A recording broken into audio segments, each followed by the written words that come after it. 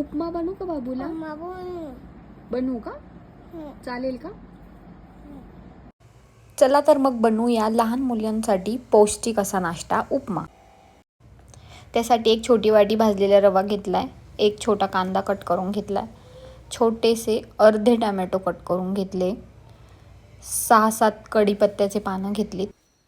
Gas सुरू करूया आपण.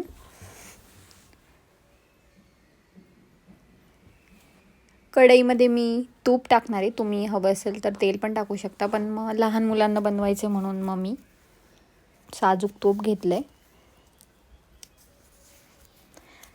तूप तापल्यानंतर त्यामध्ये मी मोहरी टाकते,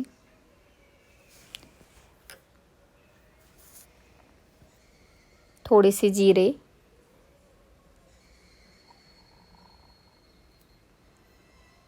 आणि कढीपत्त्याची पानं. तुम्ही मिरची पण टाकू शकता त्यात, पण मग राजविका नाही खात अजून तिखट, म्हणून मग मी नाही टाकली मिरची. कट करून घेतलेला कांदा टाकलाय. थोडासा हलका गुलाबी झाला की त्यामध्ये आपण टोमॅटो टाकतोय. टोमॅटो पण छान परतून घ्यायचे.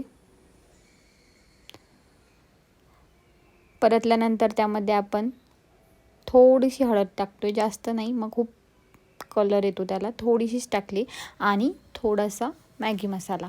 मॅगी मसाल्याने काय होतं, छान चव येते, लहान मुलं आवडीने खातात, म्हणून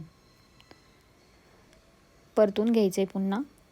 आणि त्यामध्ये तो भाजलेला रवा टाकायचा. रवा हा आधीच भाजलेला, त्यामुळे जास्त नाही भाजणार आहे मी.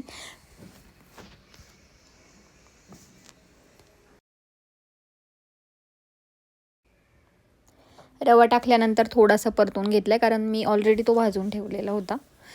साईडला गरम पाणी व्हायला ठेवलं होतं. गरम पाणीच टाकायचं आहे उपम्यामध्ये. उपम्यामध्ये शक्यतो गरम पाणीच टाकायचं, कारण थंड पाण्याने त्याची टेस्ट बिघडते. पाणी तुम्ही तुमच्या अकॉर्डिंग टाकू शकता. राजविकाला थोडंसं पातळ लागतं, म्हणून मग मी थोडं जास्त पाणी टाकलं. चवीनुसार मीठ टाकलं.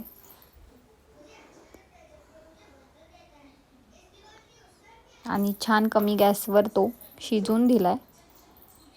झाला राजविकाच्या आवडता उपमा तयार.